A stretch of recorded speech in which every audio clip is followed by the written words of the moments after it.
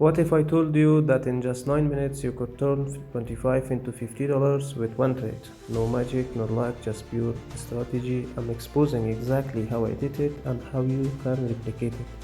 So without wasting your time, let's get started.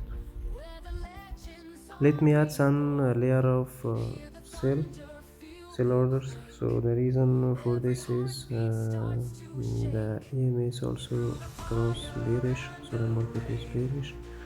There is recently an hidden divergence in the stochastic market by the confirmation of MACD, and also in Platinum we have also hidden divergence, which is indicating that the market is in bearish trend. So I add some layers of sell orders, so let's see what will be happening. Sometimes we face with a situation like this one, which is we face with bullish hidden divergence, but we are overall in bearish on the market, so we neglect this one.